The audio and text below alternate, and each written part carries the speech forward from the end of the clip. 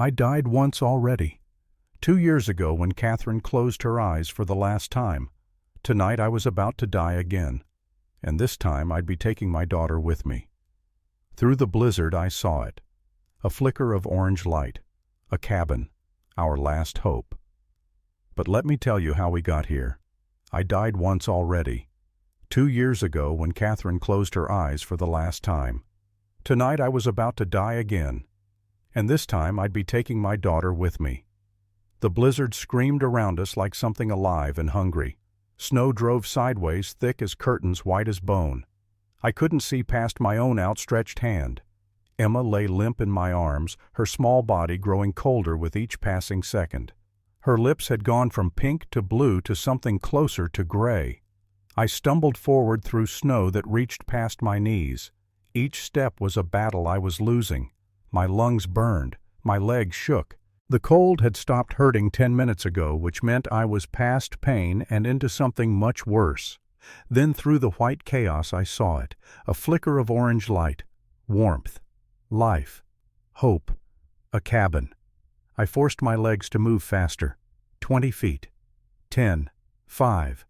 Emma's head lolled against my chest. Her breathing had gone shallow, barely there at all. "Hold on, sweetheart," I gasped. "Just hold on." But let me back up. Let me tell you how we got here. How a routine visit to a grave turned into a fight for survival. How the worst day of my life led me to a door I was never supposed to knock on. How everything I thought I knew about loss and love and second chances got turned upside down in the space of 3 days and 3 nights. This is the story of how I learned to live again. But it starts with dying. 3 hours earlier, the sky over Miller's Ridge had been clear. Cold, but clear. Emma and I had ridden up the winding trail to the small cemetery where Catherine rested. We did this every month. Same day, same time, like clockwork. Emma was 6 years old, though she'd tell you she was almost 7. Old enough to remember her mother. Young enough to still believe in heaven as a real place you could visit if you climbed high enough. We stood together at the grave. Fresh snow from the week before covered the headstone. I brushed it away with my gloved hand, revealing the carved letters, Catherine Ann Ashford.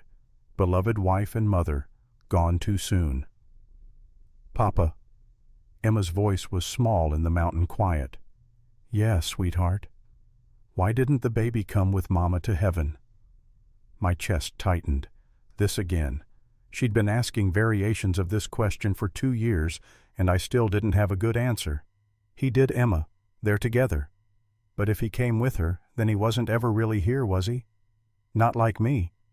I looked down at my daughter. She had Catherine's dark hair and serious eyes. Too serious for a child. She thought about death more than any 6-year-old should. "No," I said quietly. "He was never really here."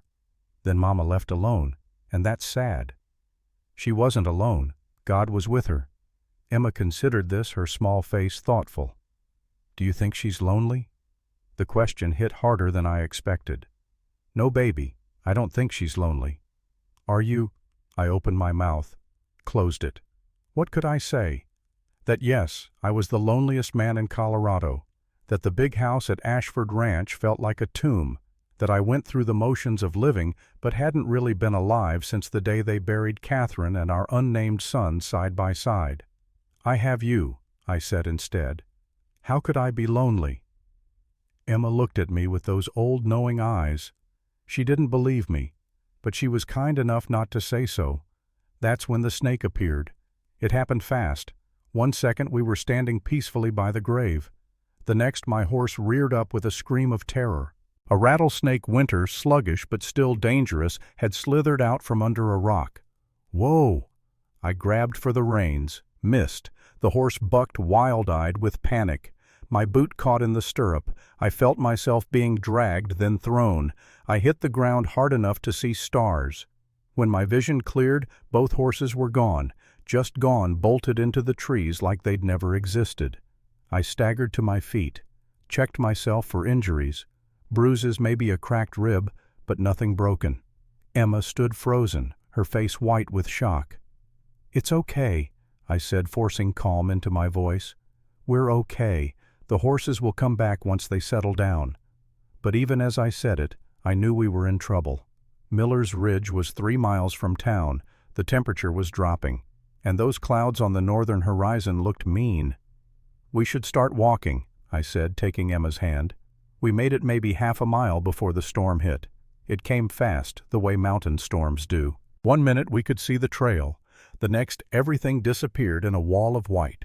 The wind picked up howling like wolves. The temperature plummeted. "Papa!" Emma had to shout to be heard. "I'm cold." "I know, baby. I know." I pulled her close, trying to shield her with my body. We needed shelter. Fast. But where we were in open country, nothing but rocks and scattered pine trees. Then Emma did something that changed everything. She pulled free from my grip and ran. "Emma, no." But she was already gone, swallowed by the blizzard. I heard her voice, thin and distant. "Papa, I see a light." Terror gave me strength I didn't know I had. I plunged after her, following her tracks in the fresh snow. They disappeared fast, filled in by the storm almost as quickly as she made them. "Emma! Emma, stop!" I found her 50 yards ahead, collapsed face down in a drift. She wasn't moving. My heart stopped. Actually stopped. I dropped to my knees and turned her over. Her eyes were closed. Her skin was ice. Her lips were blue. "Emma? Emma, honey, wake up." Her eyelids fluttered, opened. Those brown eyes, so like Catherine's, stared up at me. "Mama," she whispered. "Mama, please don't let us die." And that's when I saw the cabin. It sat maybe 20 yards away, barely visible through the snow. Smoke rose from a stone chimney. Warm light glowed in a single window. I scooped Emma into my arms and ran. The cabin was small, one room from the look of it. Rough log walls, a sturdy door. I pounded on it with my fist hard enough to bruise knuckles. "Help. Please, my daughter." For a terrible moment, nothing happened. Then the door flew open. A woman stood there. She was maybe 30 years old, thin almost to the point of gaunt. Her dress was worn and patched. Her hands were rough with work. But her eyes caught me, gray-green like storm clouds, eyes that had seen too much. She looked at Emma. Something shifted in her face. Pain recognition, something I couldn't name. "Inside," she said. "Now, both of you." Her voice had the kind of authority you don't question. I stumbled through the door into blessed warmth. The cabin was exactly as small as it looked from outside. One room, one bed pushed against the wall, a stone hearth with a fire burning low, a rifle hanging above the door, a worn Bible on a rough wooden table. That was it. No decorations, no comfort. The home of someone who'd stopped caring about anything beyond basic survival.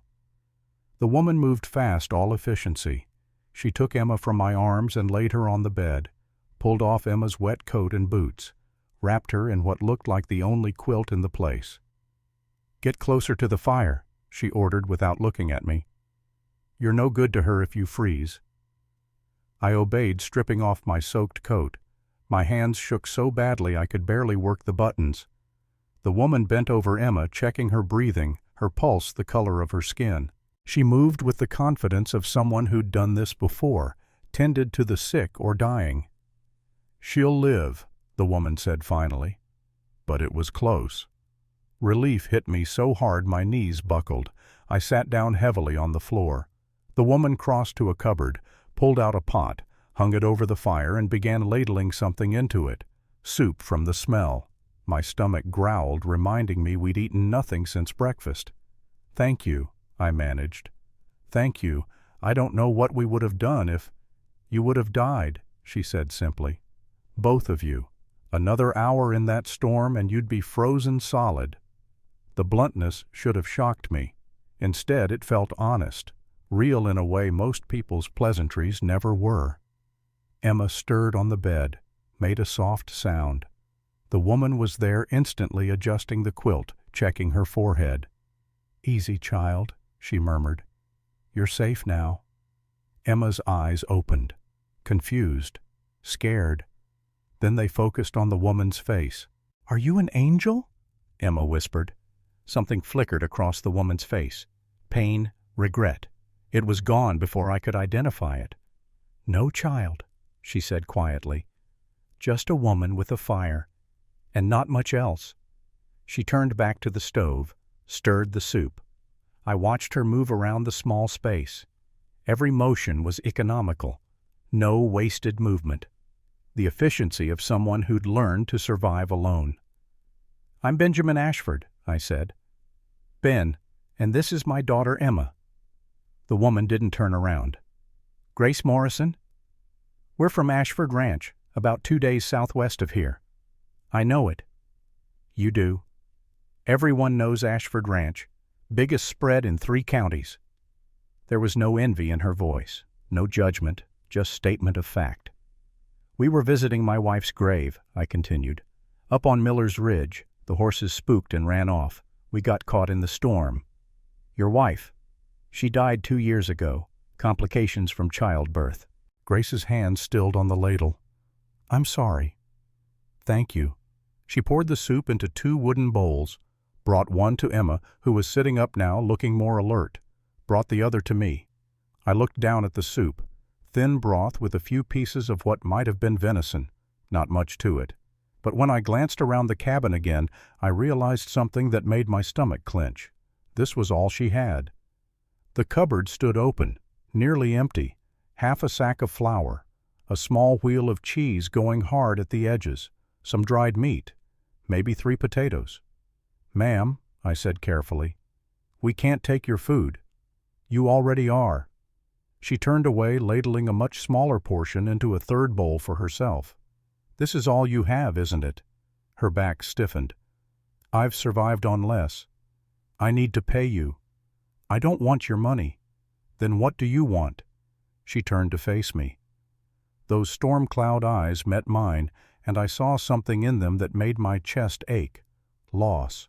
The kind of loss that doesn't heal, just scabs over and bleeds again at the slightest touch.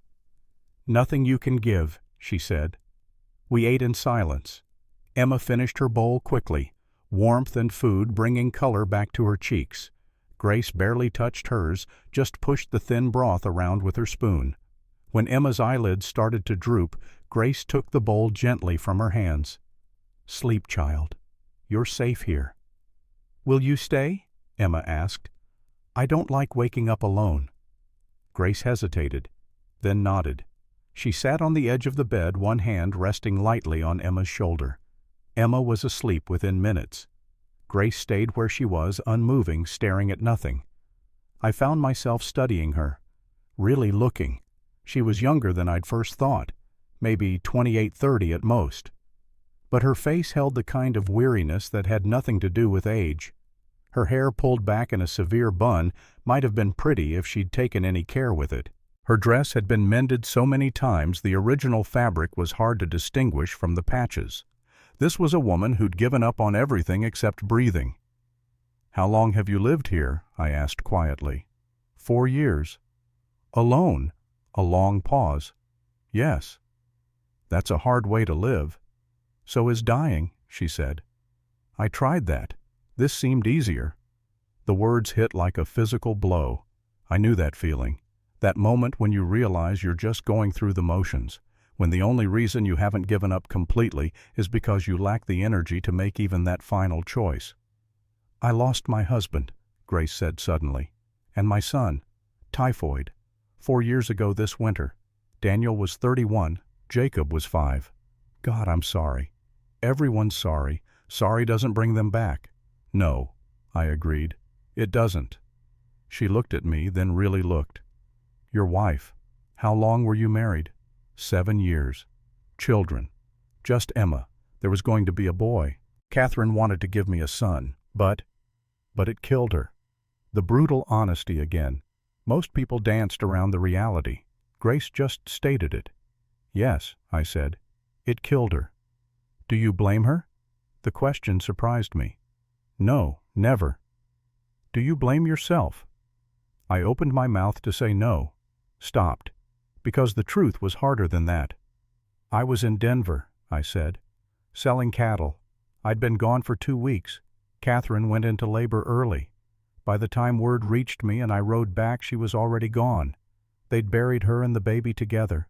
I didn't get to say goodbye, didn't get to tell her. I couldn't finish. Grace didn't push.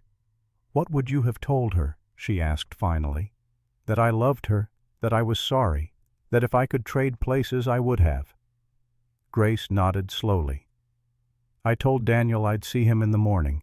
Those were my last words to him. See you in the morning. But he died that night, and I never got to tell him goodbye either. We sat there in the firelight, two strangers bound by the same terrible knowledge, that sometimes you don't get to say goodbye. Sometimes people just leave, and all you're left with is silence and what-ifs. How do you live with it? I asked. Grace stared into the fire. You don't. Not the way you did before. That person dies along with them. You just become someone else, someone who knows how to keep breathing, keep moving, that's all. Is that enough? Some days. She pulled the quilt higher over Emma's shoulders. Some days, it's all there is. The storm howled outside. Wind rattled the shutters. Snow piled against the walls. We were trapped here, at least until morning, maybe longer. You can have the bed, Grace said. I'll sleep by the fire. No, you take the bed. We'll manage by the hearth. She's a child. She needs a proper bed. And you're giving us everything you have. I won't take your bed too. Grace's jaw set in a stubborn line. I recognized that look. It was the same one Catherine used to get when she'd made up her mind about something. Fine, Grace said. Emma takes the bed. We'll share the floor. She pulled two thin blankets from a chest in the corner, laid them out near the fire. It wasn't much, but the heat from the hearth made it bearable. We lay down careful to maintain a respectful distance. Grace turned her back to me, curled up tight like she was trying to take up as little space as possible. I stared at the ceiling, rough-hewn logs, gaps between them stuffed with mud and moss, not much insulation. In the deepest winter this place must be brutal. Why do you stay here? I asked. A long silence. Then, where else would I go? Town, family, friends. I don't have family anymore. And friends. She made a bitter sound. After Daniel and Jacob died, people were kind for a while, brought food, said prayers. But grief makes people uncomfortable. Eventually they stopped coming. And I realized I preferred it that way. Preferred being alone. Preferred not having to pretend I was okay when I wasn't. I understood that too. After Catherine died, everyone at the ranch walked on eggshells around me. Jasper, my foreman, tried to help. Connie, the cook, tried to mother me. The ranch hands tried to give me space, but none of it helped, because none of them understood what it was like to wake up every morning and have to remember all over again that the person you loved was gone. Does it get easier? I asked. No, you just get better at carrying it. The fire crackled. Emma murmured something in her sleep. Grace lifted her head, listening, then relaxed when Emma settled again. She's a beautiful child, Grace said quietly. She looks like her mother. Lucky girl. She has nightmares. About Catherine. About losing me. Of course she does. She already knows people leave and don't come back. I don't know how to help her. You can't. Not really. All you can do is be there when she wakes up scared. Be there the next day and the day after. Eventually she'll learn to trust that you're staying.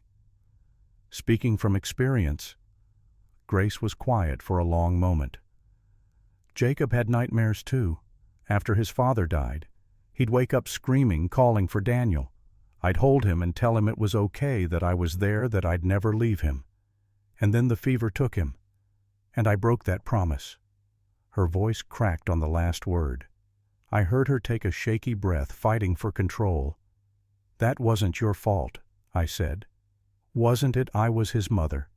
I was supposed to protect him, keep him safe, and I failed. You nursed him.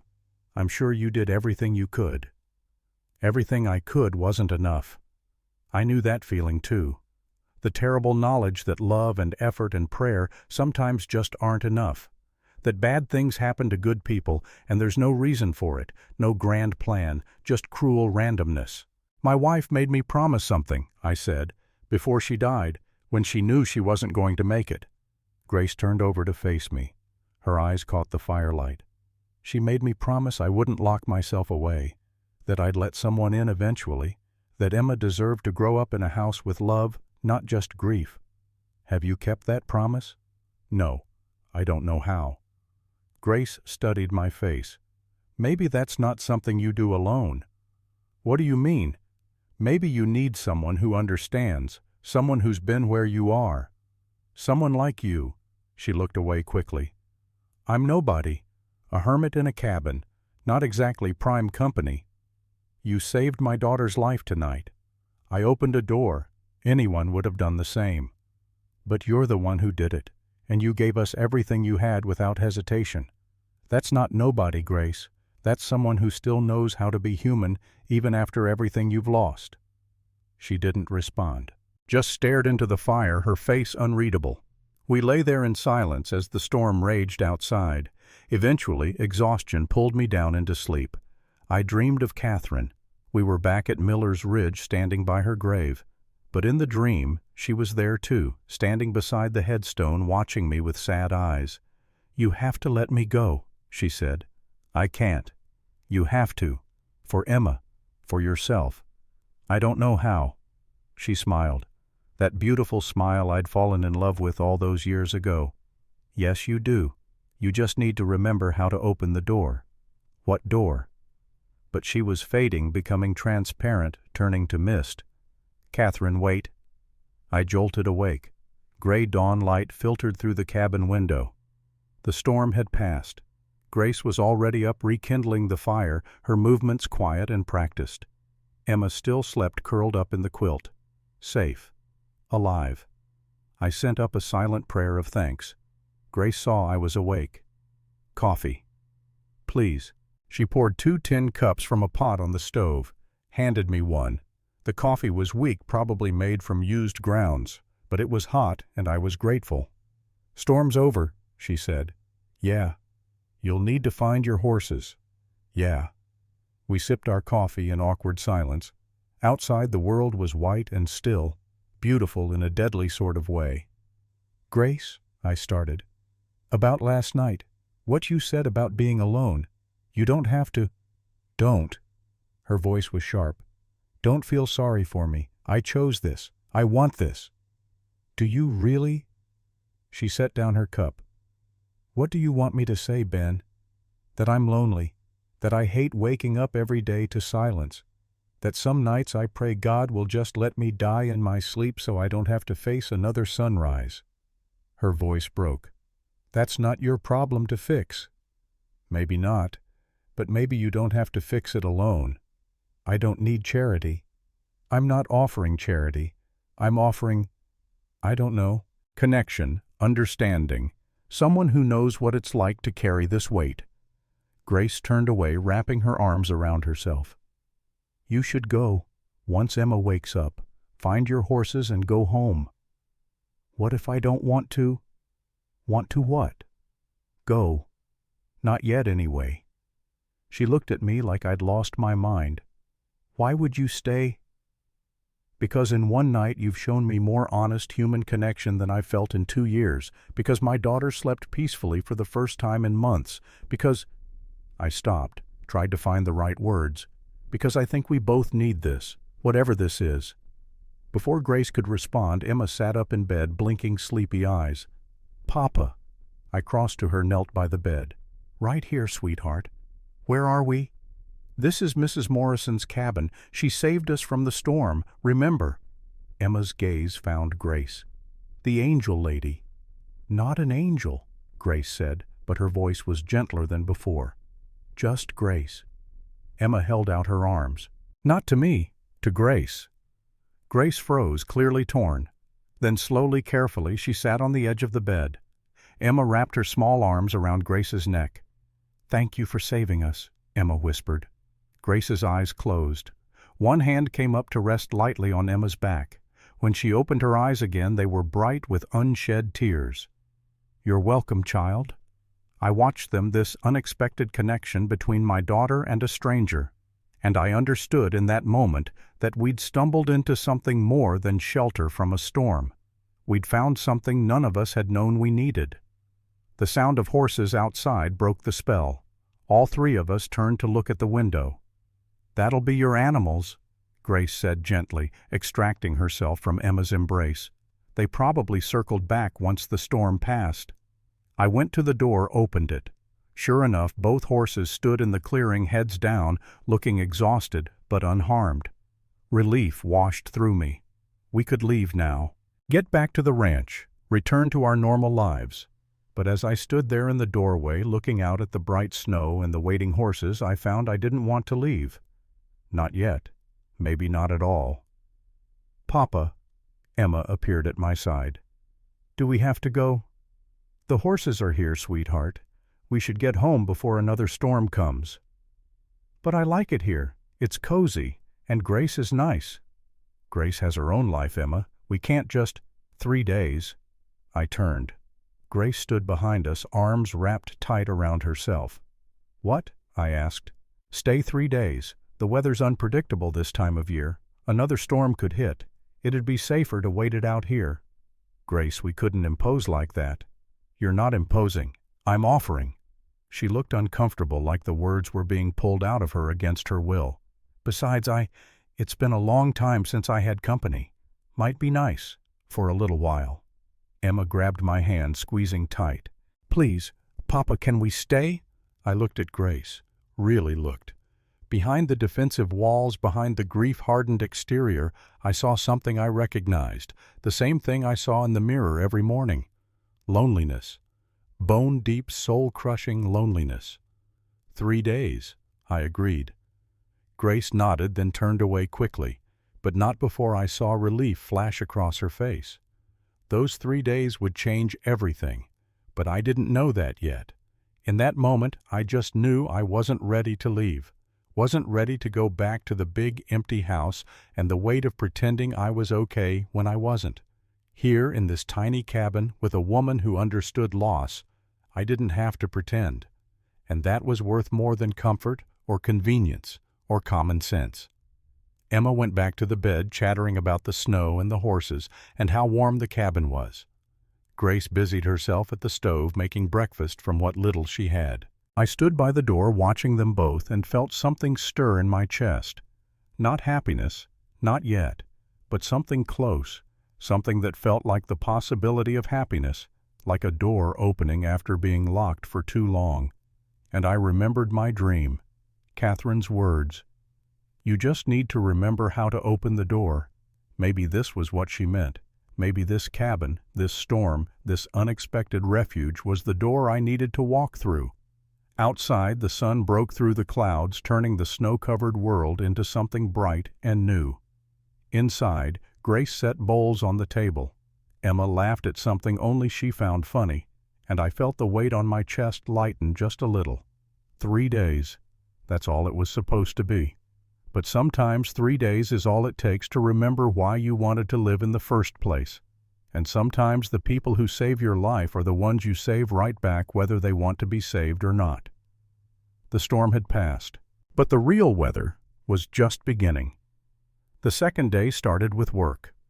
I woke to find Grace already up splitting firewood outside. Through the frosted window, I watched her swing the axe with practiced efficiency. Each strike was precise, controlled. She'd done this 1,000 times before, alone in the cold, keeping herself alive through sheer stubbornness. Emma still slept peaceful under the quilt. I pulled on my coat and stepped outside. The cold hit like a fist. Grace looked up, lowered the axe.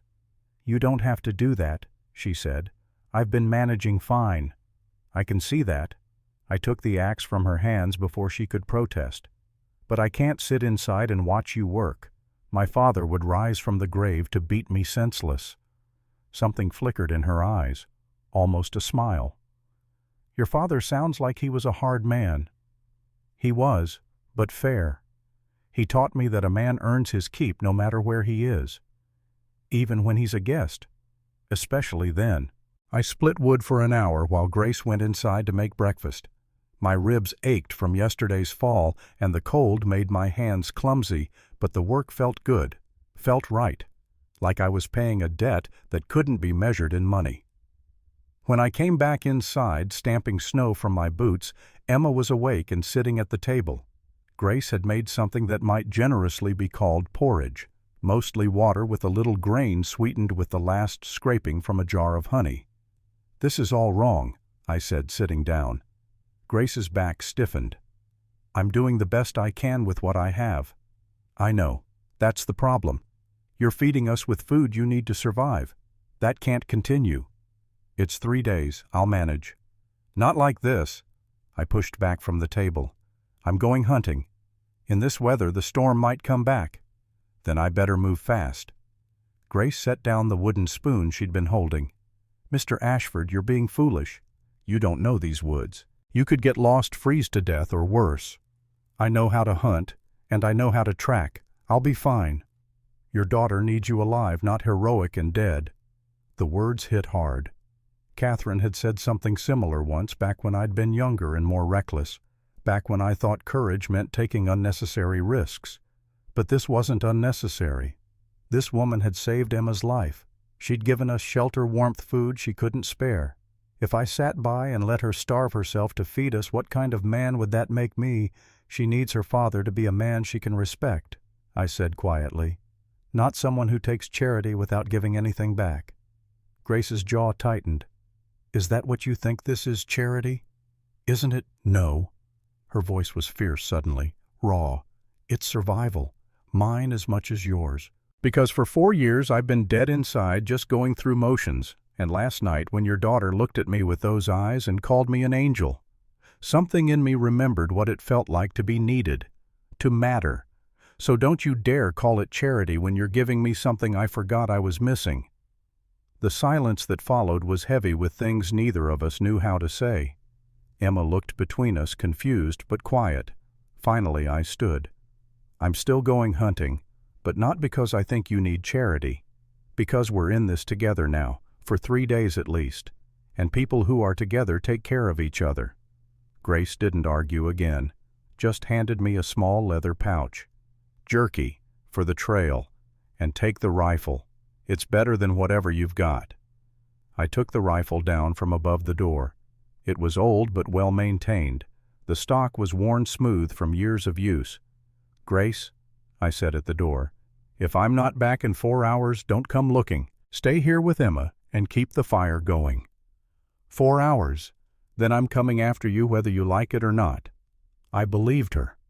The woods were silent under their blanket of snow. No birds, no wind, just the crunch of my boots and the occasional crack of a branch giving way under ice. I found rabbit tracks after 20 minutes, followed them to a warren near a fallen log, set 3 snares with cord from my pocket, then moved on looking for bigger game. The cold was brutal. It crept through my coat, settled in my bones. My hands went numb even inside gloves. My face felt like leather pulled too tight. I thought about Catherine as I walked, tried to remember the good times, not just the end. Our wedding day.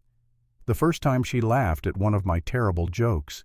The way she'd looked holding Emma for the first time, exhausted and radiant and more beautiful than anything I'd ever seen.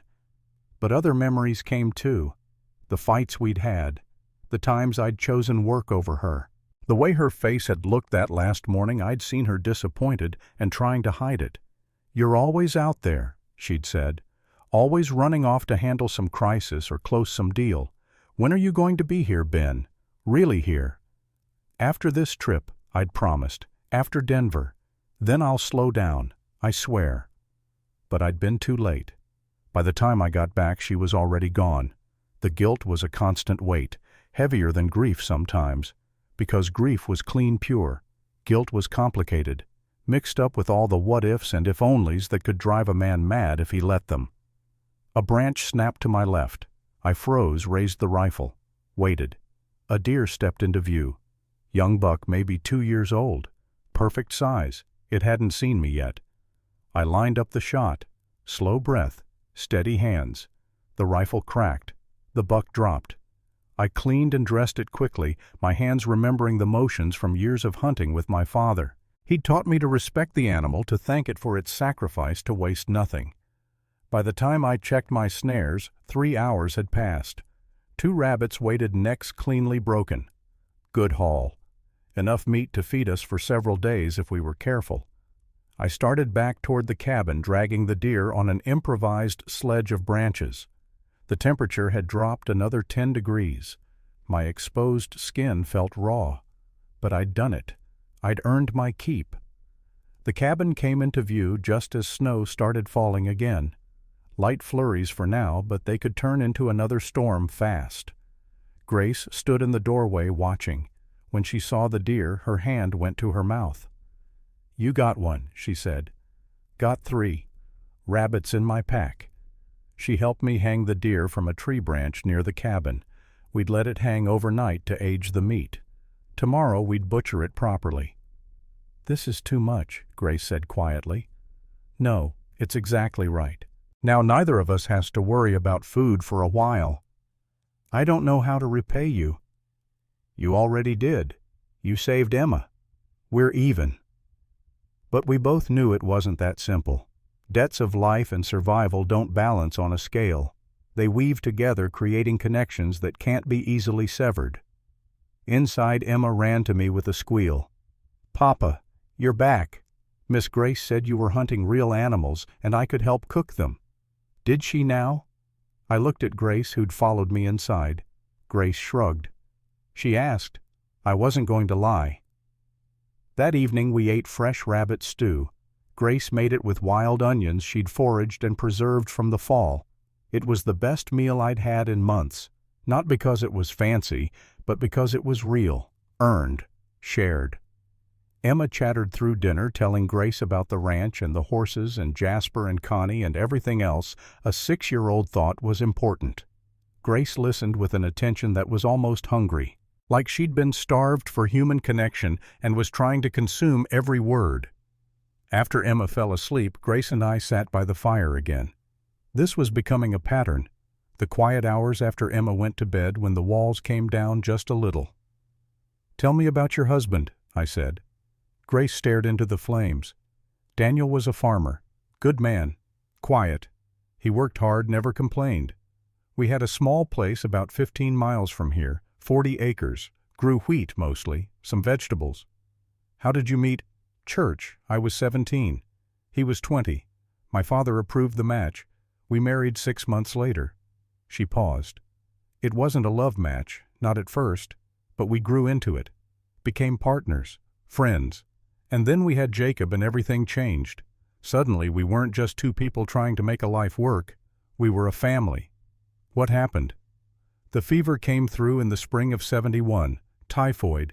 Hit the whole county. Daniel got it first. I nursed him for 5 days, thought he was getting better. Then Jacob got sick, and Daniel got worse. They both—" her voice cracked. "They both died within hours of each other. Daniel went first, called out for me at the end. I was with Jacob trying to bring his fever down. By the time I got to Daniel's bed, he was already gone, and Jacob followed him before sunrise." "God, Grace, I'm so sorry." "The doctor said I did everything right, said there was nothing more I could have done, but it didn't matter. They were still dead, and I was still alive, and I couldn't understand why God would take them and leave me. What was the point? What was I supposed to do with this life I didn't even want anymore?" I understood that feeling. The rage at still breathing when the people you loved didn't. The guilt of survival. "How did you end up here?" I asked. "After they died, I couldn't stay at the farm. Too many memories, too many ghosts. So I sold everything and bought this cabin. It was cheap. Nobody wanted it. Too remote, too small. But that's what I wanted. To be where nobody could find me, where I didn't have to pretend to be okay." "And have you been okay?" Grace laughed, but there was no humor in it. "No, but I've been breathing, moving. That's something, I suppose." "It's more than something. It's survival." "Is it, or is it just a slower way of dying?" The question hung between us. I didn't have an answer. Maybe there wasn't one. "I used to pray," Grace continued. Every night for a year after they died. Prayed for God to take me too, to let me join Daniel and Jacob. But he didn't, and eventually I stopped praying altogether. Because what's the point of talking to someone who doesn't listen? Maybe he was listening. Maybe he just had different plans. Then his plans are cruel. Maybe. Or maybe we just can't see the whole picture yet. Grace looked at me. Do you really believe that after losing your wife, after watching Emma grow up without a mother, you still believe there's some grand plan? I thought about it. Really thought about it. I don't know, I admitted. Most days I think it's all random. Bad luck and worse timing. But then something happens that feels like more than coincidence. Like yesterday. If the horses hadn't spooked at that exact moment, we wouldn't have gotten lost. If we hadn't gotten lost, we wouldn't have found your cabin. If Emma hadn't run ahead when she did, we might have frozen before we saw your light. Every piece had to fall exactly right for us to end up here. That feels like more than random chance. Or it's just chaos pretending to be design. Maybe, but I'd rather believe in design, even if I can't understand it. Grace was quiet for a long moment. You're an optimist. I didn't expect that. Why not? Most men who've lost what you've lost become bitter, angry. They drink or work themselves to death or take it out on everyone around them. And you think I haven't done those things? Have you? I thought about the year after Catherine died, the whiskey bottles, the 70-hour work weeks, the way I'd snapped at Jasper and the ranch hands for the smallest mistakes. Yeah, I admitted. I've done all of those things, still do sometimes, but I have Emma, and she deserves better than a father who's drowning in a bottle or working himself into an early grave. So I keep trying to be better. Some days I fail, but I keep trying. That's more than most people do. You'd do the same if you had someone to do it for. Grace looked away. But I don't. That's the difference. Maybe you could. What do you mean? I wasn't sure what I meant. The words had come out without planning, but now that they were spoken, I couldn't take them back. I mean, maybe you don't have to be alone. Maybe you could come back with us, to the ranch. Connie could use help in the kitchen, or we could find you other work if you'd prefer. You could have a real home again, people around you, a reason to get up in the morning. Grace stared at me like I'd suggested she fly to the moon. You can't be serious. Why not? Because you don't know me. You've known me for 2 days, and you're offering me a job. A home? That's insane. Is it? You saved my daughter's life. You've shown more kindness in 2 days than most people show in a lifetime. Why wouldn't I offer to help you in return? Because I don't need help. I'm fine here. Are you really? You just told me you've been dying slowly for 4 years. That doesn't sound fine to me. Grace stood abruptly. You should go to bed. It's late. Grace? I said go to bed, Mr. Ashford. The formal address stung. We'd moved past that. Or I thought we had. I stood too. I'm sorry. I didn't mean to overstep. You didn't overstep. You don't understand. This is my life. My choice. I don't need someone swooping in to rescue me like I'm some damsel in distress. That's not what I was trying to do. Wasn't it? Her eyes flashed. The rich rancher offering the poor widow a job out of pity. How noble. It's not pity. Then what is it? I didn't have a good answer, because it was complicated. Part of it was gratitude, yes. Part was concern for her well-being.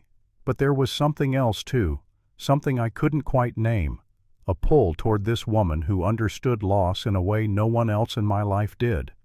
It's connection, I said finally. It's recognizing someone who's been where you are and wanting to help them find their way out. It's knowing that sometimes the best thing you can do for someone is give them a reason to keep going, and maybe selfishly wanting them in your life because they make you feel less alone. Grace's anger seemed to drain away, leaving something rawer behind. Don't, she whispered. Don't make me hope for things I can't have. Why can't you have them? Because hope hurts, and I'm tired of hurting.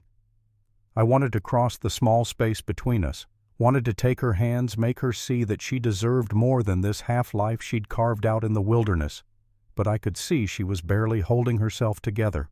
One more push and she'd shatter. "Okay," I said quietly. "I'm sorry. We don't have to talk about it."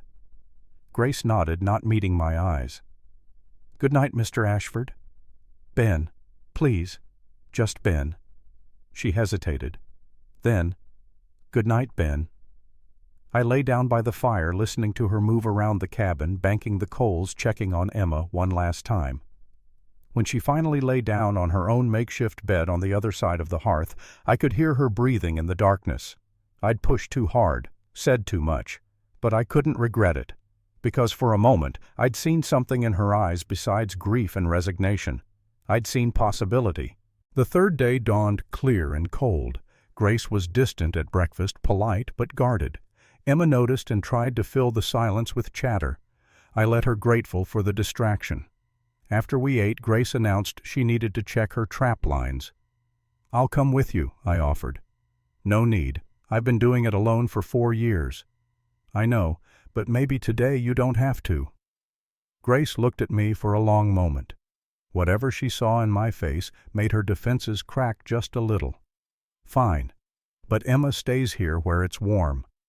Emma protested, but I explained that someone needed to guard the cabin and keep the fire going.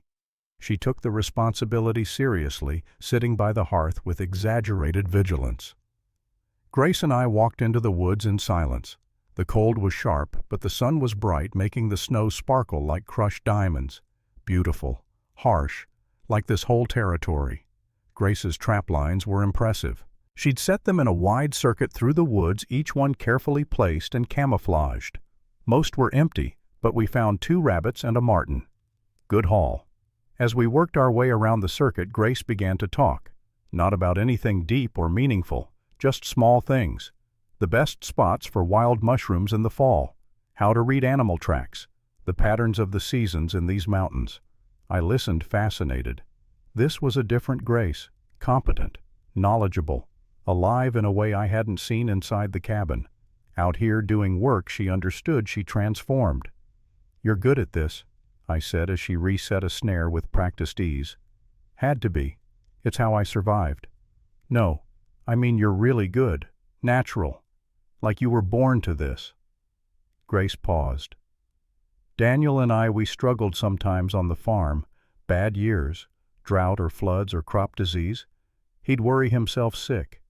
But I always figured we'd find a way through, because I knew how to make do. How to stretch $1. How to survive on practically nothing if I had to."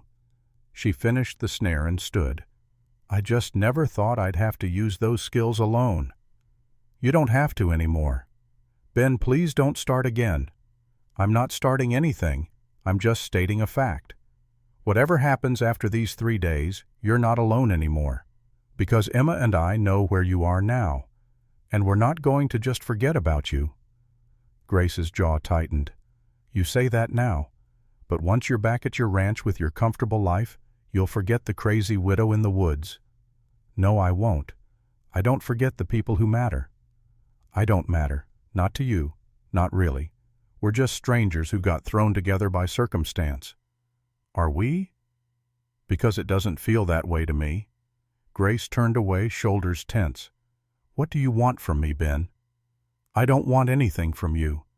I just want you to consider that maybe this doesn't have to be goodbye. That maybe there's another option." "And what option is that?"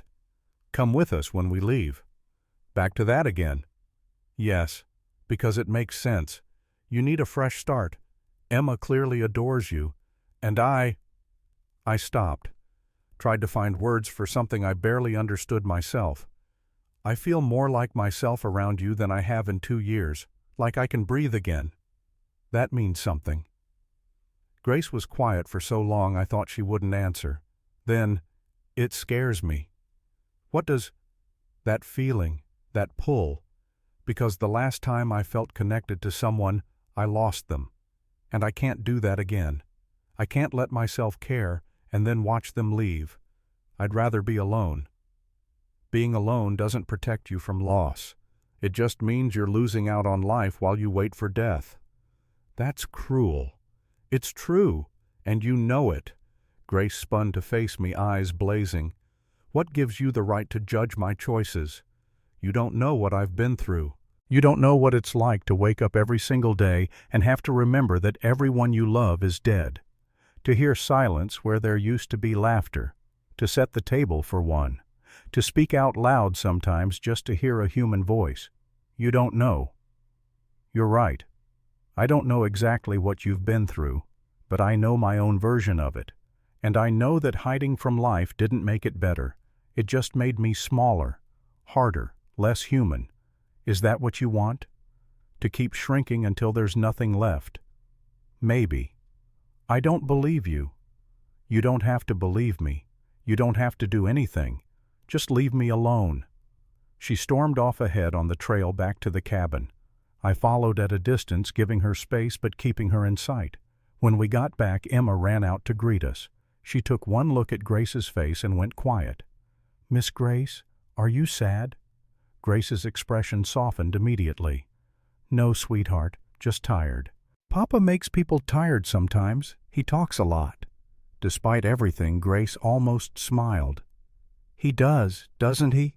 Emma took Grace's hand. "I kept the fire going, just like you showed me." "Good girl." They went inside together. I stayed outside, giving them time, giving Grace time. I'd pushed too hard again. Couldn't seem to help myself around her. There was something about Grace that made me want to break through her walls, drag her back into the world of the living. But you can't force someone to live. They have to choose it themselves. The sun was starting to set when I finally went back inside. Grace had made dinner, salt pork and the last of the potatoes. Emma was telling her about the ranch, describing the horses and the cattle and the big house in elaborate detail. "It sounds wonderful," Grace said quietly. "It is. You should come see it." Grace's eyes met mine over Emma's head. "Maybe someday." But we both knew she didn't mean it. It was the kind of thing adults say to children to avoid difficult conversations. After dinner, Emma started asking questions about Grace's life before the cabin. Grace answered carefully, editing out the darkest parts, turning tragedy into simple facts. Daniel was a farmer. Jacob liked to catch frogs. They had a dog named Biscuit. "Biscuit?" Emma laughed. "That's a funny name for a dog."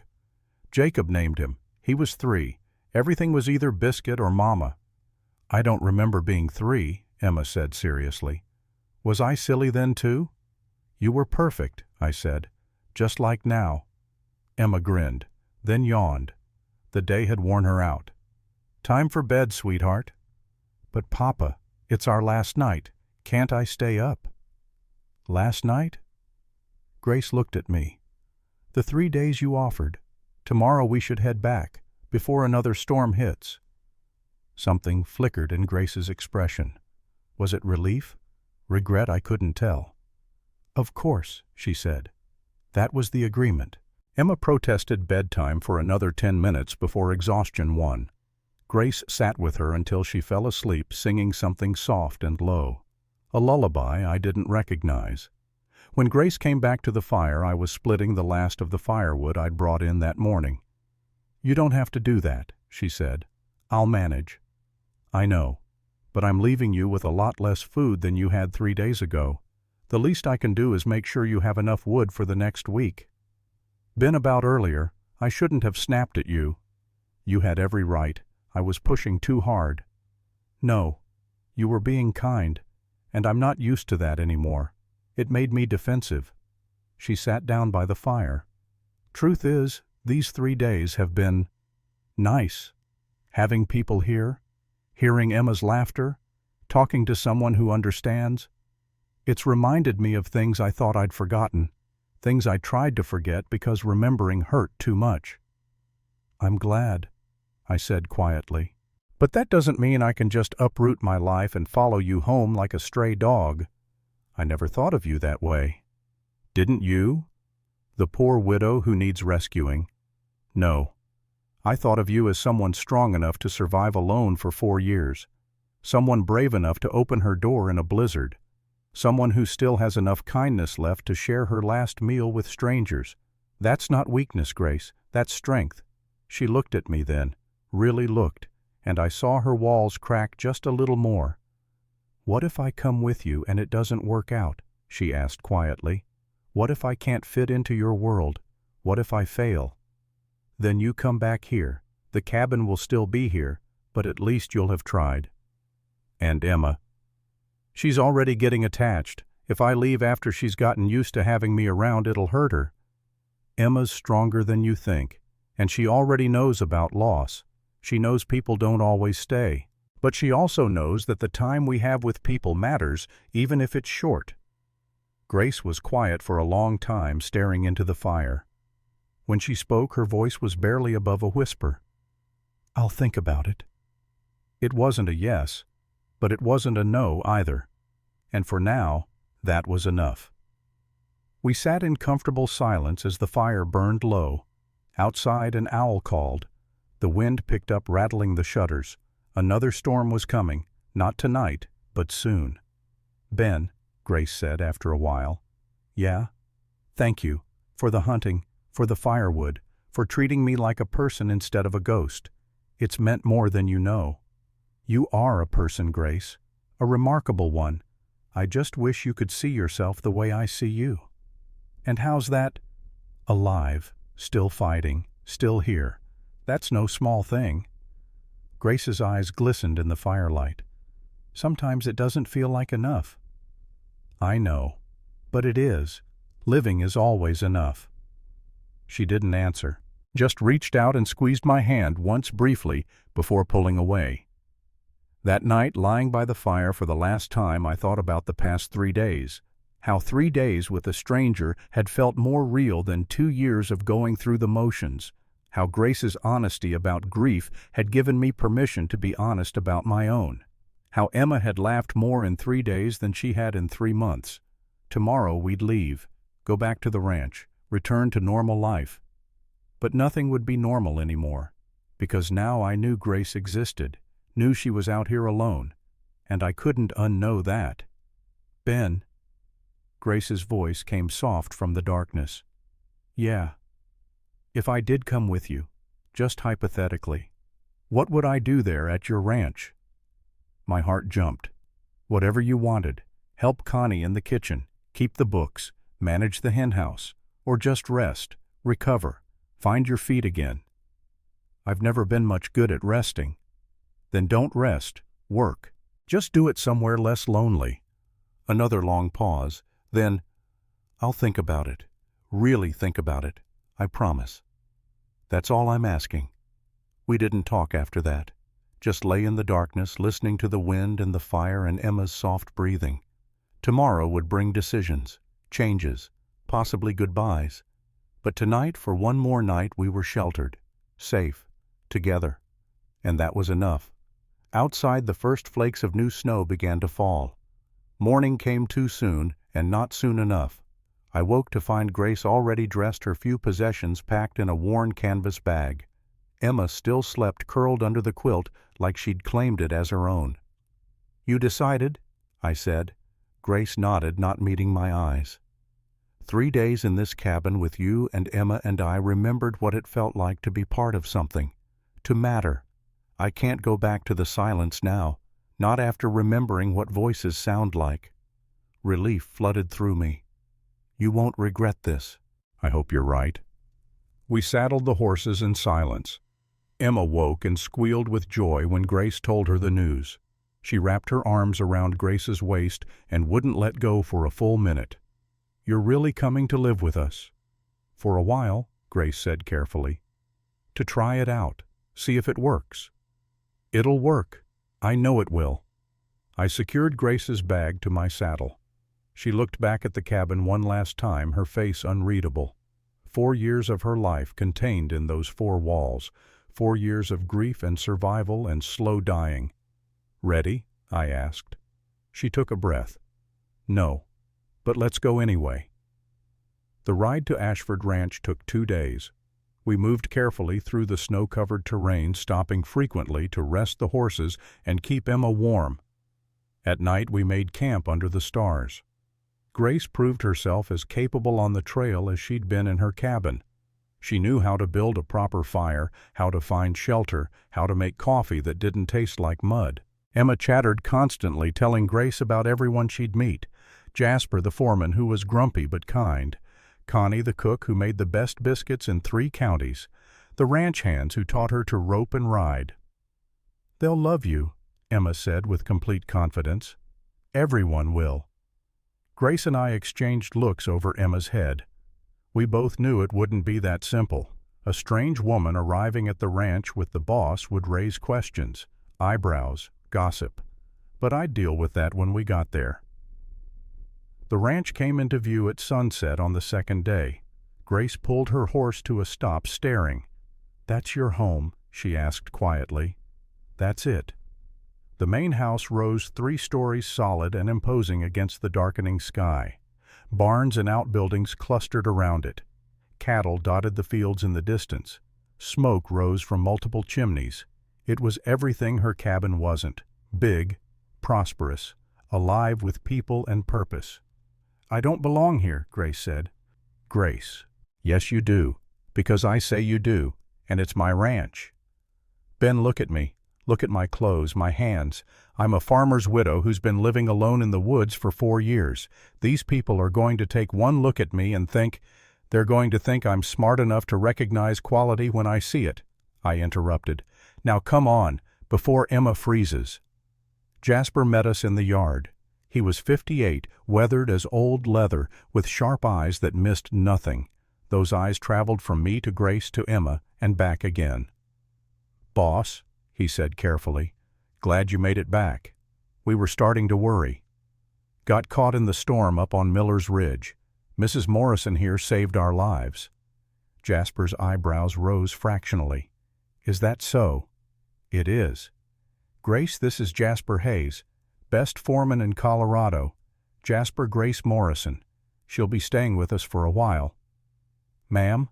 Jasper tipped his hat. "Any particular reason?" The question hung in the air. I could see him adding things up. "Strange woman. Boss brings her home." This was going to be a problem. "Because she's alone, and we owe her a debt," I said firmly. "And because I said so. That going to be an issue?" Jasper held my gaze for a moment, then shook his head. "No, sir. No issue at all. Welcome to Ashford Ranch, Mrs. Morrison." Grace nodded, clearly uncomfortable with the attention. Connie appeared on the porch, wiping her hands on her apron. She was 46, round and warm as fresh bread, with a mothering instinct that extended to every creature on the ranch. "Mr. Ben, Emma, thank the Lord you're safe." She bustled down the steps, then stopped when she saw Grace. "And who might this be?" I made the introductions again. Connie's eyes were kinder than Jasper's, but just as evaluating. "Well, any friend of Mr. Ben's is welcome here," she said. "You look half frozen, dear. Come inside and I'll get you some proper food." The house swallowed us. I watched Grace's face as we entered, saw her eyes go wide at the grand staircase, the high ceilings, the obvious wealth everywhere she looked. Connie led Grace upstairs to a guest room.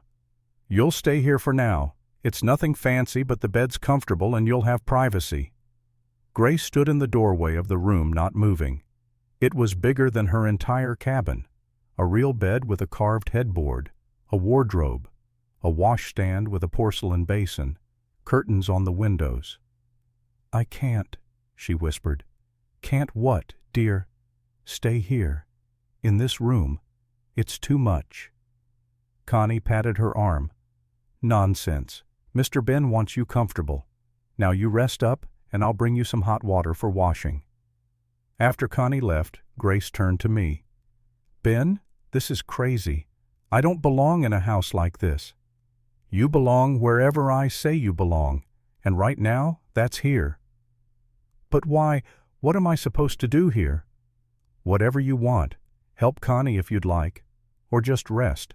Get your strength back. There's no rush to figure it all out." Emma appeared in the doorway. "Miss Grace, can I show you my room? It's down the hall and it has a window seat where I read." Grace looked at me helplessly. I nodded. "Go on. I need to talk to Jasper anyway."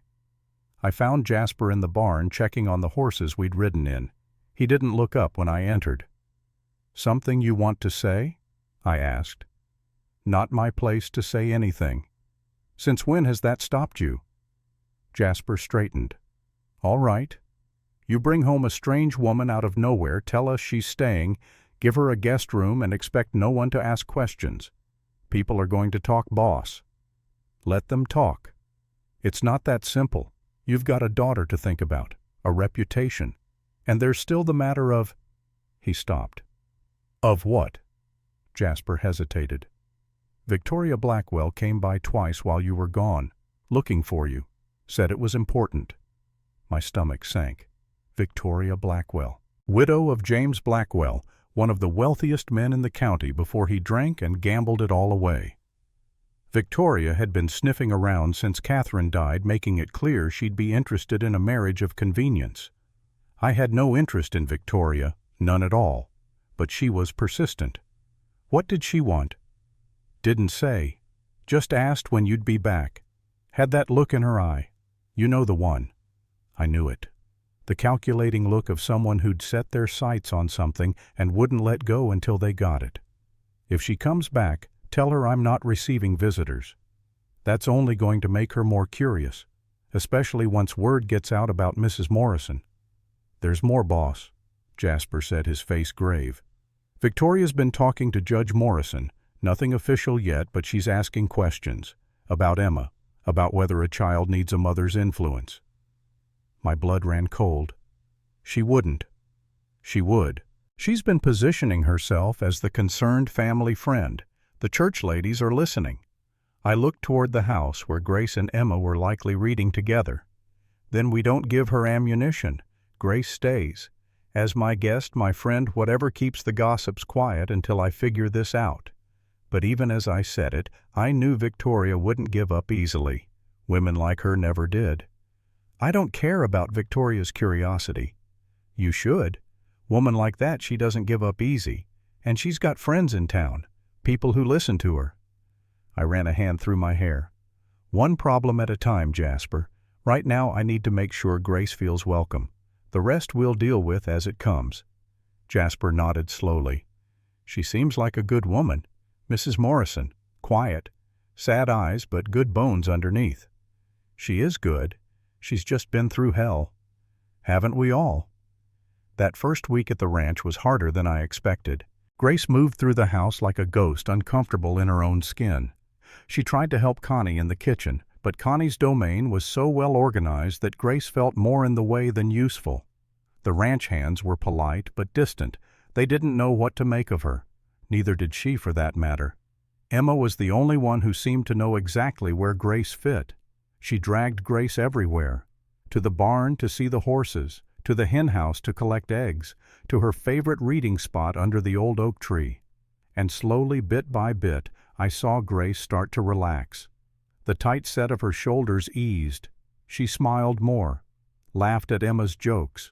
But underneath I could feel her waiting for something to go wrong, for someone to tell her she didn't belong, for the dream to shatter. It shattered 2 weeks after we arrived home. I was in the study going over the books when Jasper knocked on the door. "Boss, you've got visitors." Something in his tone put me on alert. "Who?" "Victoria Blackwell and Deputy Tucker. They're asking to speak with you, about Emma." My blood went cold. "What about Emma?" "Better you hear it from them." I found them waiting in the front parlor. Victoria sat perched on the edge of a chair like she owned the place. She was 40 years old, still beautiful in a cold, calculated way. Her dress probably cost more than most families earned in a month. Deputy Tucker stood by the window, hat in hands.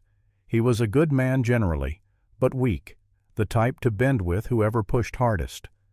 "Mr. Ashford," Victoria said sweetly, "so good to finally catch you at home." "Mrs. Blackwell, Deputy, what brings you out here?" Victoria's smile didn't waver. "We're concerned, Benjamin, very concerned. About Emma." "Emma is fine." "Is she?" "We heard about your little adventure. Getting lost in a blizzard with a small child. Very dangerous. Very irresponsible." "It was an accident. The horses spooked." "Yes, well, Accidents happen to men who aren't careful, men who perhaps aren't equipped to raise a young girl alone.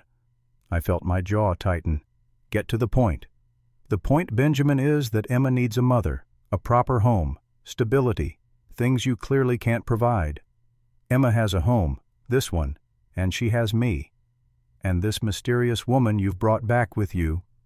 Victoria's eyes glittered. Mrs. Morrison, is it? The widow from the woods? Tell me, Benjamin, is it appropriate for an unmarried woman to be living in your home with your young daughter?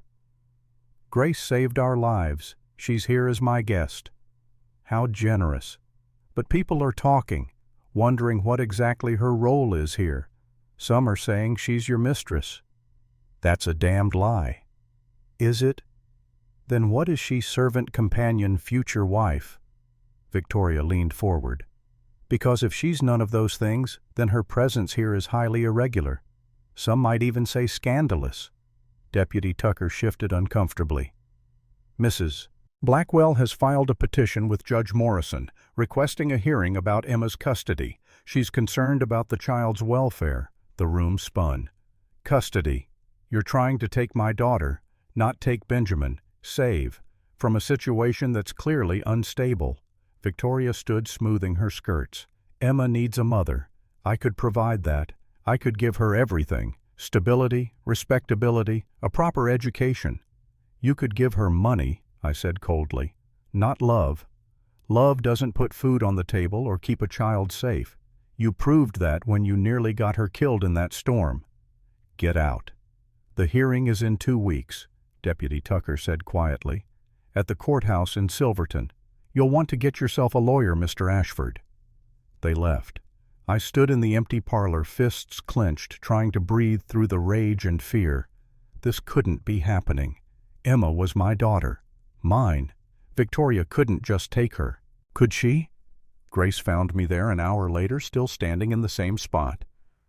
Ben Connie said you had visitors. Is everything all right? I told her. All of it.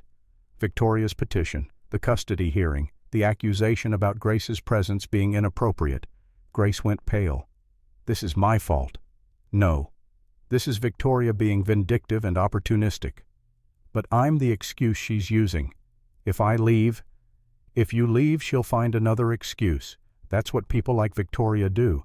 They want something, they find a way to get it. And she wants my ranch. Your ranch.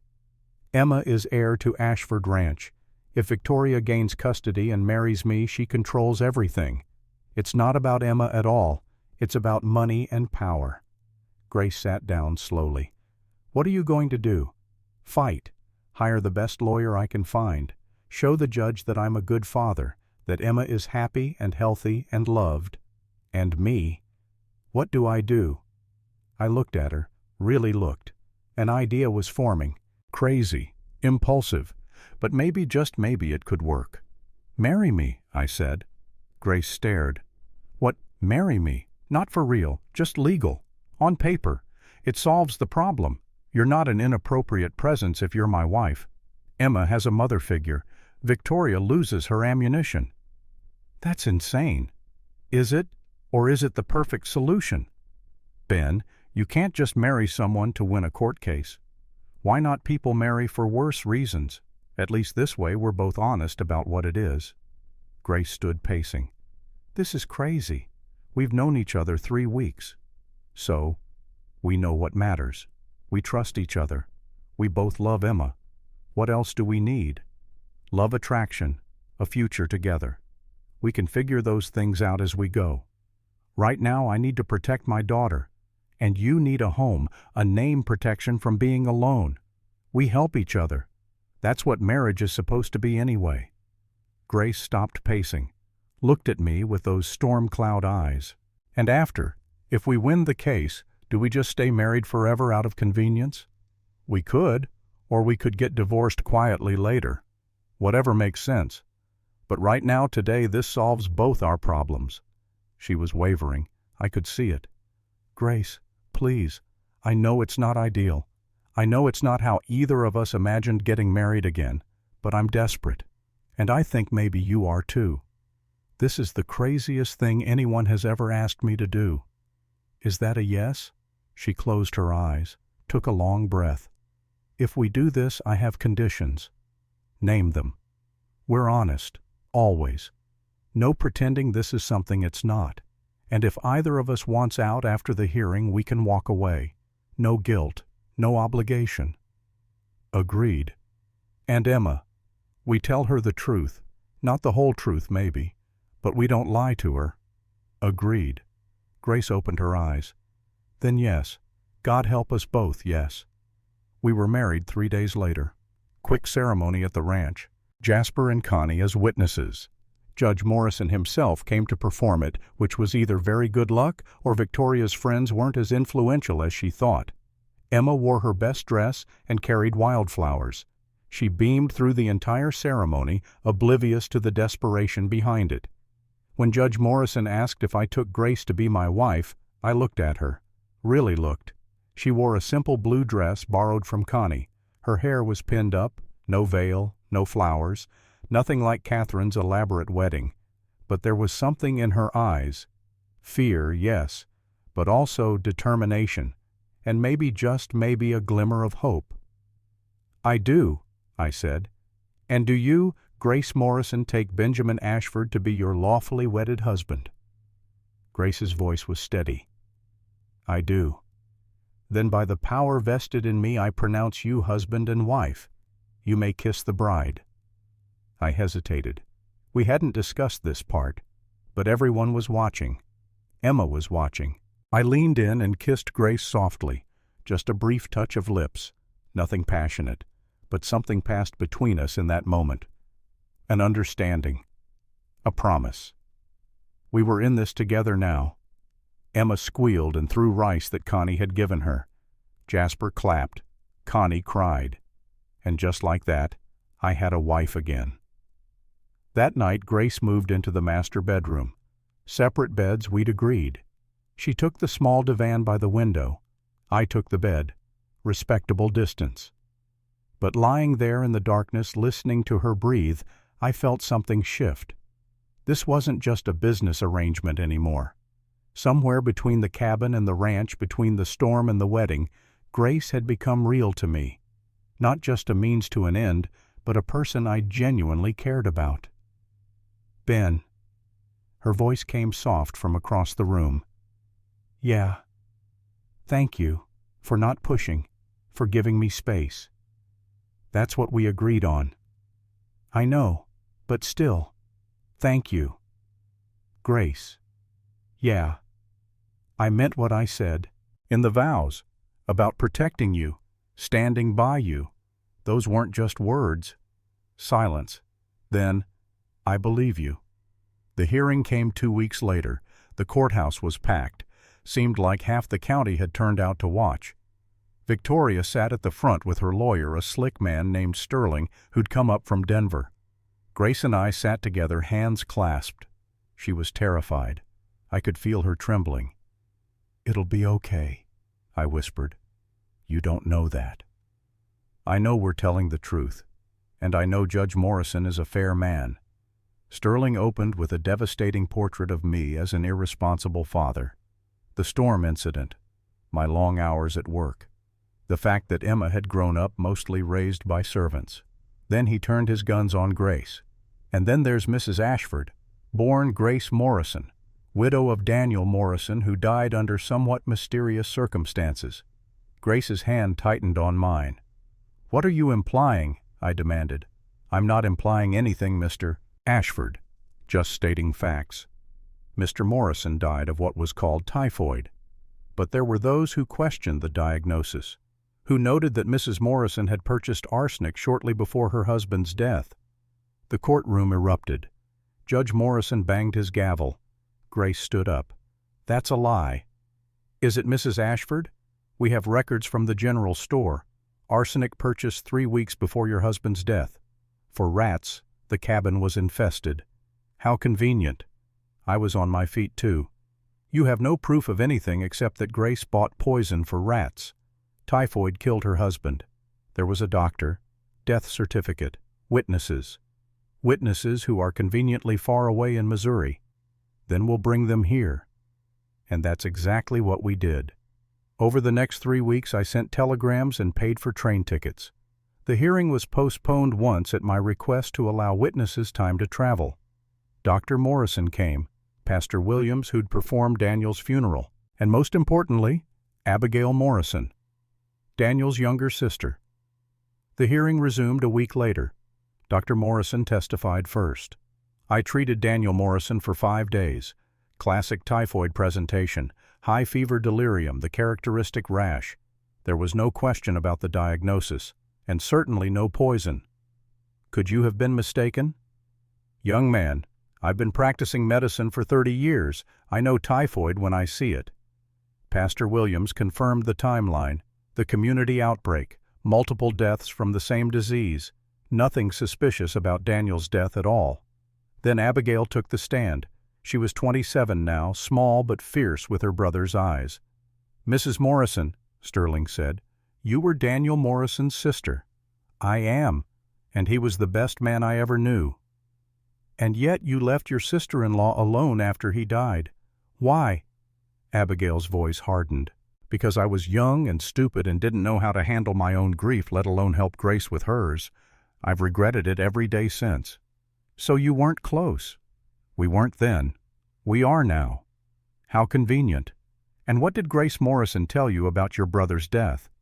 Nothing she needed to tell me. I was there. I watched him die. I watched Grace nurse him day and night until her hands were raw. I watched her hold my nephew while he burned with fever. I watched her break when they both died within hours of each other. Abigail's voice cracked.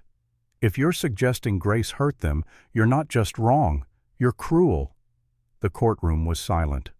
Your Honor, Abigail continued, Grace Morrison is the finest woman I know. She lost everything and survived. She built a life from nothing. She saved Mr. Ashford and his daughter when they were dying in the snow. And now you're letting this woman, she pointed at Victoria, drag Grace through the mud for money, for a ranch. That's not justice. That's obscene. Judge Morrison leaned back. Mrs. Blackwell, Mr. Sterling, do you have any actual evidence of wrongdoing? Any proof beyond innuendo and old purchase records that could have a dozen explanations? Sterling consulted with Victoria. She looked furious. No, Your Honor. But then I've heard enough. He banged the gavel. Petition denied. Emma Ashford remains with her father. And might I add, Mrs. Blackwell, that I find your motives in this case highly questionable. If you waste this court's time again with baseless accusations, there will be consequences. Victoria stood abruptly and swept out of the courtroom. Sterling followed, already distancing himself from a losing case. Grace collapsed against me. It's over. It's over. Emma, who'd been waiting with Connie, ran up to us. Did we win? Can I stay with you and Mama Grace? Mama Grace? When had that started? Grace knelt down, pulling Emma into a hug. Yes, sweetheart. You can stay. We all can. Walking out of that courthouse, my wife's hand in mine, and my daughter skipping ahead, I felt something I hadn't felt in years. Whole. Like the pieces of my life were finally clicking back together. But the story wasn't finished yet. That night, unable to sleep, I found Grace on the porch. She stood at the railing looking out at the dark fields. Couldn't sleep either, I asked. Too much to think about. Like what? Like what happens now? We won the case. The danger's past. Do we just continue like this? Married in name, only sharing a bedroom, but not a life. I moved to stand beside her. What do you want to happen? I don't know. A month ago, I was alone in a cabin waiting to die. Now I'm married to a man I barely know. Stepmother to a child who calls me Mama, living in a house bigger than anything I ever dreamed of. It's too much. Too fast. We can slow down. Can we? Or are we just going to keep pretending this is normal until it actually becomes normal? Would that be so bad? Grace turned to face me. Ben, be honest. Do you have feelings for me? Real feelings. Or am I just convenient? The question hung between us. I could lie, say I didn't know, buy more time, but Grace deserved better than that. "I think I'm falling in love with you," I said. "I don't know when it started. Maybe that first night when you opened the door and saved us. Maybe when you sang Emma to sleep. Maybe this morning when you stood up in court and fought for us. But somewhere along the way, this stopped being about convenience and started being about something real." Grace's breath caught. "Ben, I'm not asking you to feel the same. I know you're not ready. I know you might never be ready, but you asked for honesty, so there it is. I care about you, Grace, more than I thought I could care about anyone again." She was crying, silent tears that caught the moonlight. "I'm terrified," she whispered, "because I'm starting to feel things too. And the last time I let myself care about someone, I lost them. I can't do that again." "You won't. You can't promise that." "No, I can't. But I can promise to try, to be here, to not give up, to fight for this as hard as I fought for Emma today." Grace wiped her eyes. "What if I'm broken? What if I can't be the wife you need?" "Then we'll figure it out together. Because I'm broken too, Grace. We both are. But maybe two broken people can hold each other up better than one whole person ever could." She laughed through her tears. "That's the most ridiculous thing I've ever heard." "Doesn't make it less true." Grace looked at me for a long moment. Then she stepped closer. Close enough that I could see the flecks of green in her gray eyes. Close enough that I could feel her breath. "Kiss me," she said. "For real this time. Not for show. Not because people are watching. Just because you want to." I did want to. God, I wanted to. I kissed her slowly, gently, giving her time to pull away if she wanted. But she didn't pull away. She leaned in. Her hands came up to my chest. Her lips parted under mine. And for the first time since Catherine died, I felt something other than grief. I felt alive. When we finally broke apart, Grace was smiling. Actually smiling. That was, yeah. We should probably talk about this. Set expectations. Figure out what this means. Or, I said, we could just see what happens. No plans, no expectations. Just this. "Just this," Grace repeated. "I think I can do that." We stood there on the porch holding each other while the night settled around us. Tomorrow would bring new challenges. The ranch to run. Emma to raise. A marriage to figure out. But tonight we had this moment. This possibility. This feeling of maybe, just maybe, things could be okay. 6 months later, I stood in the same spot watching Grace work in the garden she'd planted. Emma helped chattering away, while Grace showed her how to tell which vegetables were ready to harvest. The refuge had been Grace's idea. After the trial, word had spread about what Victoria had tried to do. And other women started appearing at our door. Women fleeing bad marriages. Women with nowhere else to go. Grace couldn't turn them away. So we'd built them a place. Used the old bunkhouse, expanded it, added rooms. Now we had 4 women and 6 children living on the ranch. Grace managed everything. Taught the women skills. Helped them find their feet. Gave them the same second chance we'd given each other. Jasper appeared beside me. "Boss, wire came for you." I took it, read it, smiled. Good news. The best. "Helena Worthington has withdrawn her petition." Jasper's eyebrows rose. That was fast. Grace found something. I folded the telegram. Catherine's old letters. Turns out Helena tried to force her into marriage with a senator's son back in Boston.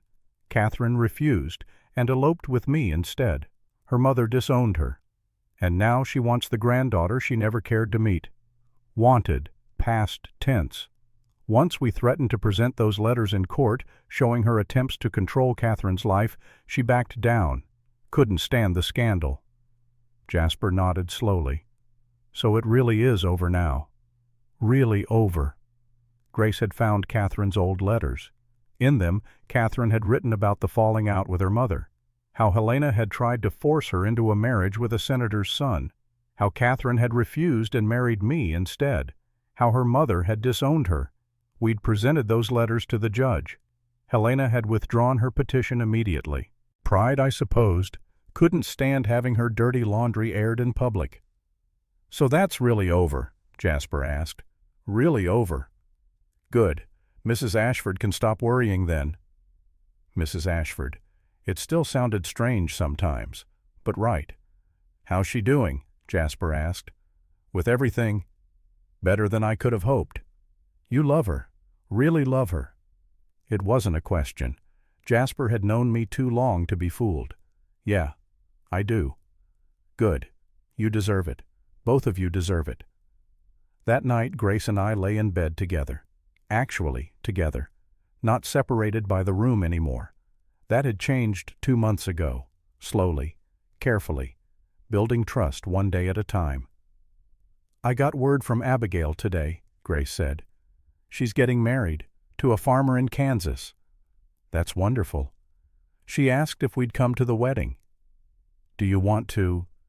Grace was quiet for a moment. "Yes, I think I do. I think I'm ready to go back, to see that part of my life without it destroying me. Then we'll go, all 3 of us, make it a family trip." Family. The word settled around us warm and right. "Ben," Grace said after a while. "Yeah. I need to tell you something. I've been feeling different, tired in the mornings, and I missed." She paused, gathering courage. "I saw Dr. Webb yesterday, while you were in the south pasture." My heart began to pound. "And I'm pregnant, about 2 months along." I froze. "What?" "I'm pregnant. About 2 months along, the doctor thinks." Joy and terror flooded through me in equal measure. "Grace, are you okay? Are you happy about this?" "I'm terrified.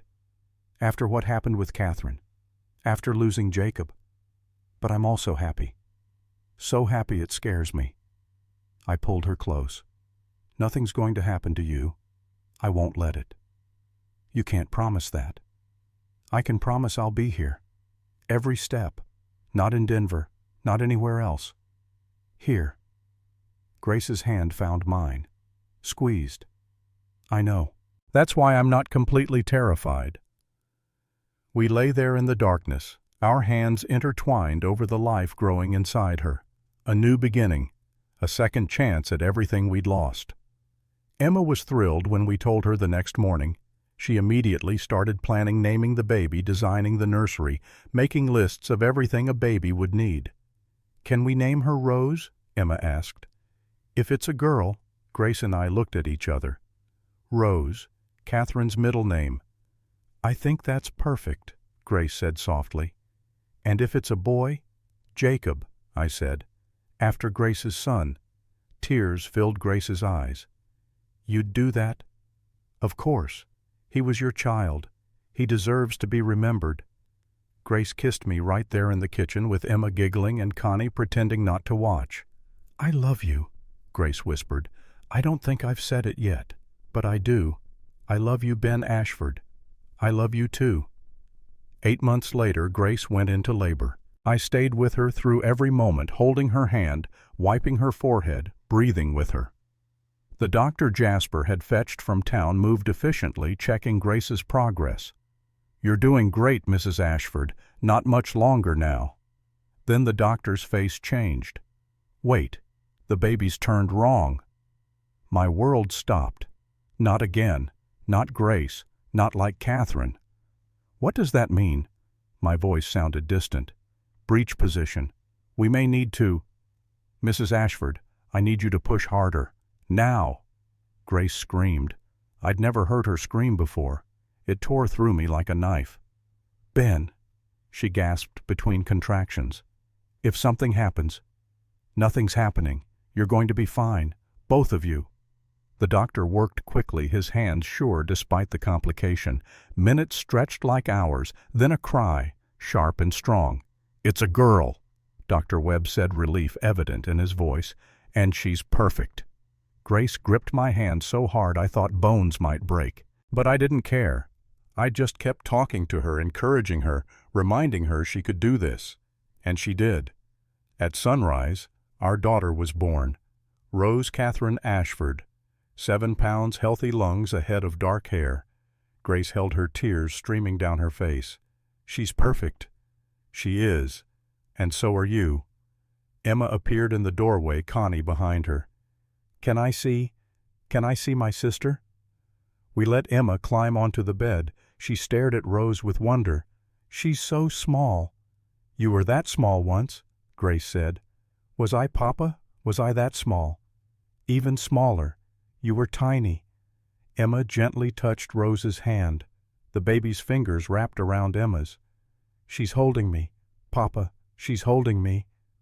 I looked at my family, my wife, my daughters, both of them. This second chance I'd been given, this life I'd built from the ashes of the old one. Ben, Grace said, you're crying. I'm happy. Me too. And I was. Truly, deeply happy. Not the shallow happiness that comes from avoiding pain, the real kind. The kind that exists alongside loss and grief and hard-won wisdom. The kind that knows how precious life is because it knows how easily it can be taken away. 3 years after Rose was born, I stood on the porch again, watching, always watching. Emma was 10 now, helping Grace in the expanded garden. Rose toddled between them, more hindrance than help, but loved all the same. The refuge had grown. 8 women, 12 children. We'd had to build another structure to house everyone. Grace had transformed. The hollow-cheeked widow from the cabin was gone. In her place was a woman who laughed, who sang, who fought for the people under her care with a fierceness that sometimes startled me. She saw me watching and waved. I waved back. "Papa," Rose called. "Papa, come." I went. Because that's what you do when you're given a second chance. You show up, you stay. You love hard and work harder and never ever take a single moment for granted. That night, with everyone asleep, Grace and I returned to the porch, our spot, where we'd first admitted our feelings, where we'd built this life one conversation at a time. "Do you ever think about that night?" Grace asked. "The storm, all the time." "Me too. I think about how close I came to not opening that door, how I almost pretended I wasn't home, how I could have let you and Emma freeze because I was too afraid to let anyone in. But you didn't." "No, I didn't, and it changed everything." "No regrets." Grace looked at me. Her eyes weren't storm clouds anymore. They were clear, at peace. "Not a single one." She leaned against me. I wrapped my arm around her. Together we looked out at the ranch, at everything we'd built, everything we'd saved, everything we'd become. The wind picked up, carrying the scent of coming rain, but we didn't go inside. We stayed there holding each other, watching the clouds gather, because we'd survived worse than any storm. We'd survived grief and loss and the slow death of hope. We'd survived being broken and alone and convinced we'd never feel whole again. And we'd found each other in the middle of it all. 2 people who should have given up.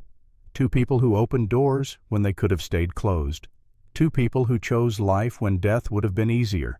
That was worth any storm, worth any challenge, worth everything. Grace's hand found mine, squeezed once. I squeezed back. No words needed. We'd said everything that mattered years ago in a small cabin during a blizzard. Everything since was just proof that we'd meant it. That sometimes the worst days of your life lead you exactly where you need to be. That sometimes loss makes room for something better. That sometimes you have to die a little to learn how to really live. And that sometimes, if you're very lucky, a knock on the door in the middle of a storm changes everything. I'd died 2 years before Grace opened that door. But standing there on the porch with my wife in my arms and my daughters asleep inside, I'd never felt more alive. The storm had passed, but the life it brought stayed forever, and I was grateful, so grateful, for every single moment. This was my second chance, and I'd earned it.